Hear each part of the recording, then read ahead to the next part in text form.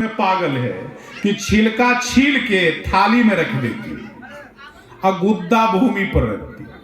अब भगवान कृष्ण छिलके को उठा उठा के खा रहे। विदुर जी आगे उन्होंने देखा ये तो हद हो। अरे विदुरानी, भगवान को तूने केला दिया गुद्दा भूमि पर, छिलका थाली में। भगवान कहते हो विदुर तूने तो मेरा भाव ही बिगाड़ दिया। तूने छिलका देखा, केला देखा, मैं तो विदुरानी का भाव देखा। तो भाव से भगवान मिलते। तो सती महारानी दिमाग लगा देती। सती महारानी कहती महाराज जिससे आपने प्रणाम किया वो ईश्वर कैसे हो सकता है?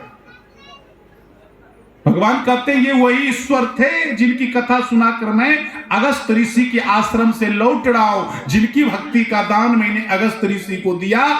अरे सोई मामा इष्ट है, सोई मामा इष्ट देव रघुबीरा से बत जाई सदा मुनि बीरा।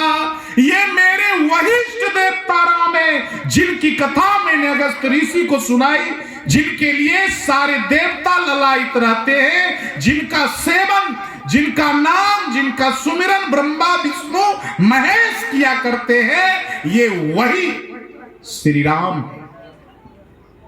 सती के दिमाग में कुछ नहीं हटा, अपना दिमाग लगाए हुए। माथा जिसका ज्यादा तेज रहता है तो पहले अपने माथा का विकार ने निकालना होगा। जब आप खुद भरे हुए हैं, जो बाल्टी में पानी भरा हुआ, पूरे बाल्टा पानी से भरा हुआ, और उसमें कुछ डालिएगा तो बाहर नहीं निकलेगा। तो पहले बाल्टा को खाली करना है कुछ उसमें डालने के लिए। तो सती महारानी मानने के लिए तैयार नहीं। पति है शंकर भगवान, पत्नी मानती नहीं। तो ये भारत में ऐसी मान्यता शायद आप भी कबूल करोगे। पुरुष सारी दुनिया को समझा दे, लेकिन 3 व्यक्तियों को समझाया नहीं जा सकता। प्रथम पत्नी। राष्ट्रपति हो जाए आदमी, देश का राष्ट्रपति हो जाए, और घर जो आया ना भीतर अंदर, तो पत्नी ही उसके राष्ट्रपति।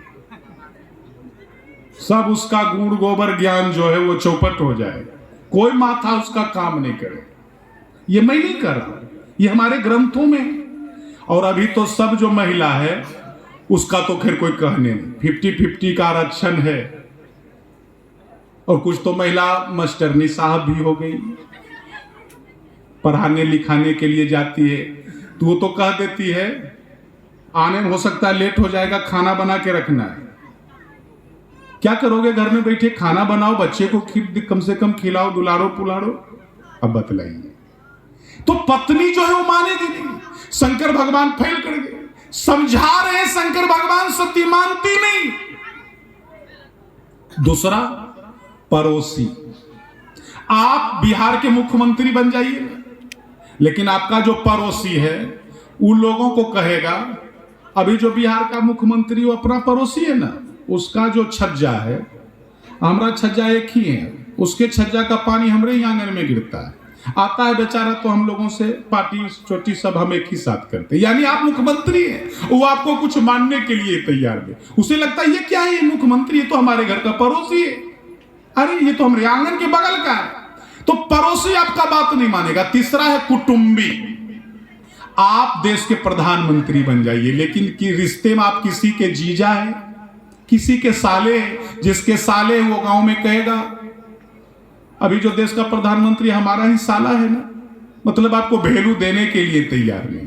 पत्नी, पड़ोसी, कुटुंबी, ये 3 को कभी समझाया नहीं जा सकता है। शंकर भगवान फेल कर गए, तो उन्होंने कहा यदि आपको मेरे कहा पर भरोसा नहीं होता है तो आप थोड़ा सजा करके देख लो, थोड़ा परीक्षा कर लो, लेकिन मेरी इच्छा नहीं है कि आप। सती कहती है कि अरे आप उसे ब्रह्म बार बार कहते हो, क्या ब्रह्म ऐसे होते हैं? ब्रह्म को ये मालूम नहीं कि मेरी पत्नी को उठा करके कौन ले गया? ब्रह्म कहीं वृक्षों से पूछा करते हैं, सीते सीते कह करके रोदन करते हैं। अरे ऐसे ब्रह्म होते हैं क्या? शंकर भगवान कहते तो जाओ ना, परीक्षा करके देख लो, लेकिन मैं नहीं कहूंगा कि आप परीक्षा करो। तो सती महारानी मानेगी, वो तो चल देती है। पत्नी मानती है, आप सोचिए, मानती ही नहीं तो चल देती है। तो शंकर भगवान कहते जरा मेरी बात तो थोड़ा सा सुन लो, जिनकी परीक्षा करने जा रही हो जगत का पिता है, ध्यान रखना। सती कहती ठीक है ठीक है, और चल देती है। तो जब चल देती है तो शंकर भगवान अब तो यहां अकेले पड़ गए। तो उन्होंने क्या सोचा? उन्होंने सोचा होई आई सोई जो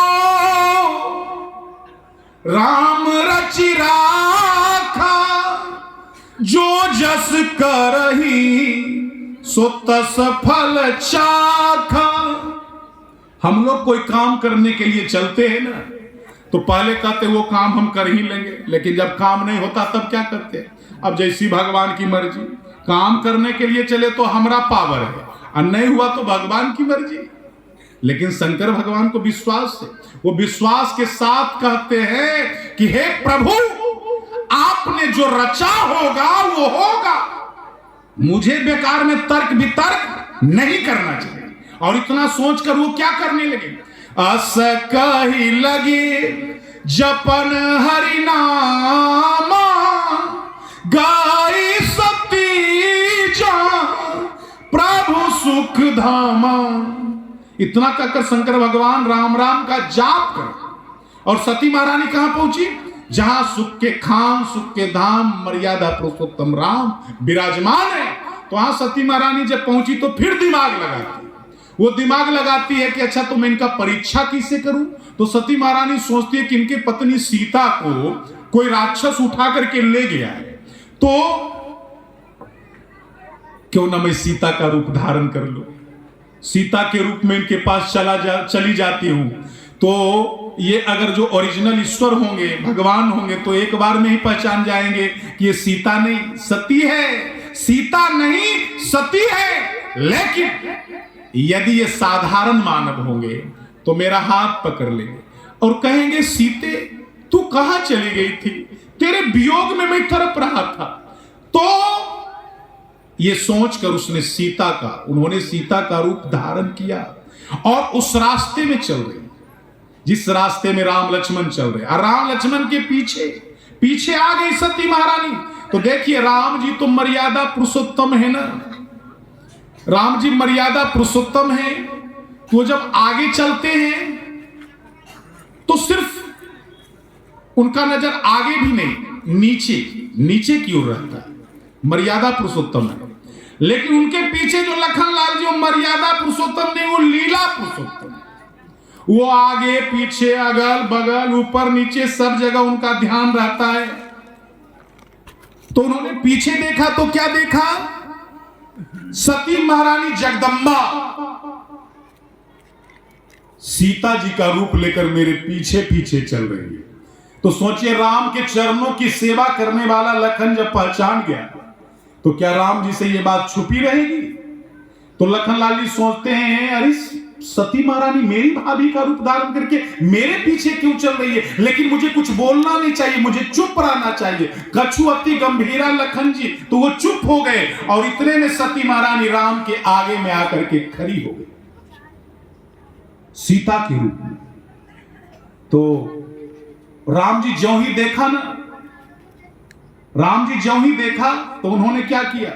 जोरी पानी प्रभु किन्ह प्रणाम, दोनों हाथ जोड़ करके उन्होंने प्रणाम किया। और उस महिला का स्वरूप किस चीज का है? सीता का। और राम जी सीता के कौन है? पति है ना, हस्बैंड नहीं है। ये बात मत बोलिए, हस्बैंड तो अभी हो गया। हस्बैंड का मतलब समझते हैं? जो आपने अभी कहा हस्बैंड, हस्बैंड नहीं, हस्बैंड का मतलब होता जैसे आप हंस रहे हैं ना, बैंड बजेगा। हस्बैंड का मतलब होता जो कोई बारात पार्टी में हंस हंस कर बैंड बाजा बजाता हो ना, उसे हस्बैंड कहा जाता है। कुछ लोग देखते हैं जो पढ़ लिख लेते, थोड़ा सा कहलगांव, एनटीपीसी, भागलपुर, फलना चिल्ला में इतने बड़ा जो स्टैंडर्ड है, वो लोग गांव शहर में कहते हैं महाराज जी ये हमारी वाइफ है, पत्नी तो कहेगा ही नहीं, अधर्म पत्नी कैसे कहेगी, ये हमारी वाइफ है। और वाइफ क्या कहेगी, पति नहीं है, हमारे हस्बैंड है। तो हस्बैंड का मतलब तो मैंने आपको बता ही दिया, लेकिन जो वाइफ है उसका क्या मतलब हुआ, पत्नी, धर्म पत्नी और वाइफ। तो पत्नी का मतलब होता है जो पति को पतन के रास्ते से बचा दे, वो पत्नी है। और धर्म पत्नी जो अपने पति को हर हालत में धर्म के रास्ते पर लगाए रखे, वो धर्म पत्नी। और वाइफ जो अपने पति के लाइफ को समाप्त कर दे, कनवाली लाइए, झुमका लाइए, नथ लाइए, टिकली लाइए, कंगन लाइए, बल्ला लाइए, चूड़ी लाइए, रसगुल्ला लाइए, समोसा लाइए, जिलेबी लाइए, झिल्ली लाइए, जो पति के लाइफ को समाप्त कर दे उसे वाइफ कहा जाता है। तो राम जी प्रणाम करते, और वो उसका रूप क्या है, सती महारानी का, सीता जी का। तो क्या कोई पति पत्नी को प्रणाम करता है? करता है? ओ करता है कोई, हमसे है तो करते हैं। तब तो श्यामपुर हम भूल ही नहीं पाएंगे कभी, क्योंकि पत्नी प्रणाम करने वाला तो आप करते हैं। अच्छा ठीक है, चलिए तब तो अब कोई बात नहीं। तो अब बतलाइए आप लोग, अब चिंता मत कीजिए, अब तो मैं कह ही नहीं सकता हूं। देखिए पत्नी प्रणाम करने वाले लोग, तो पति पत्नी को प्रणाम नहीं कर सकता। ये नहीं कि उसके पास सम्मान नहीं है पत्नी के लिए, ये एक सिस्टम है, एक शिष्टाचार है, सम्मान है। क्योंकि पति का स्थान कहां है, एक पत्नी के लिए पति का स्थान कहां दिया गया है। स्त्री जो अपने माथे में सिंदूर लगाती है, सिंदूर करती है, वो सिंदूर क्या है, वो उसका पति है, वह उसका सुहाग है। और सबसे ऊंचा स्थान पति का दिया गया है, इसलिए पत्नी पति को प्रणाम कर सकती है, लेकिन पति पत्नी को प्रणाम नहीं कर सकता। आजकल की महिलाएं सिंदूर लगा करके उसे बालों से ढक देती है, लगाने का बीच में तो लगा लेगी कनपट्टी के बगल में, होता है, देखते होंगे आप सर। इसको लोग क्या समझते हैं, स्टैंडर्ड, हाई फाई। तो इसका मतलब क्या होता है आपको पता है? ये जो सिंदूर है बीच मांग में, इसका डायरेक्ट कनेक्शन है पति से। सिंदूर छोटा भी नहीं करना चाहिए, आपकी सुहाग की निशानी है, सिंदूर छोटा नहीं करना चाहिए। जितना मांग है आपका उसमें आप सिंदूर करें, सिंदूर करने में कोई शर्म का बात नहीं है। ये हमारी संस्कृति है, कल्चर है, और ये हमारी परंपरा है सनातन धर्म की। तो सिंदूर जो कनपट्टी में लगाया जाता है, अब बीच में लगाया जाता है, यदि आप सिंदूर को बालों से करके भी बालों से ढक देते हैं तो आप अपने पति के तरक्की को ढक रहे हैं। आपका पति कभी तरक्की कर ही नहीं सकता। माता आजकल साड़ी पहनना थोड़ा कम कर दे, लोग दूसरे ड्रेस पहन करके आगे रहते हैं। शहरों में खूब होता है, गांव में भी लोग करते हैं। आपको पता है दूसरे ड्रेस और साड़ी में क्या अंतर है? कुछ लोग जब छोटे कपड़े पहनते हैं और लोग जब टोका टोकी करते हैं ना, तो वो सब कहती है स्टैंडर्ड वाली। मैं तो आपको कुछ नहीं कहा जब आप कुछ पहने तो। अरे दुनिया कहां से कहां पहुंच गया, और आप लोग अभी भी कहते छोटा कपड़ा पहनो, ऐसे कपड़ा पहनो, वैसे कपड़ा पहनो। तो दुनिया कहां पहुंच गया? मैं पूछना चाहता हूं कि आखिर दुनिया कहां पहुंच गई? पानी के ऊपर नहीं है चला गया, जहां था वही। आखिर कहां चला गया दुनिया? अगर जो यही स्टैंडर्डपन है तो फिर माता काली है, माता दुर्गा, माता महालक्ष्मी है, तो उन्हें भी साड़ी के बदले दूसरा ड्रेस पहना दो। बजरंग बली को कच्छा के बदले, लंगोटी के बदले उन्हें फुल पैंट पहना दो। ऐसा कर सकते हो? नहीं। तो फिर तो ये तर्क क्यों देते हो? तो राम जी ने, हाँ, तो अन्य ड्रेस में और साड़ी में क्या फर्क?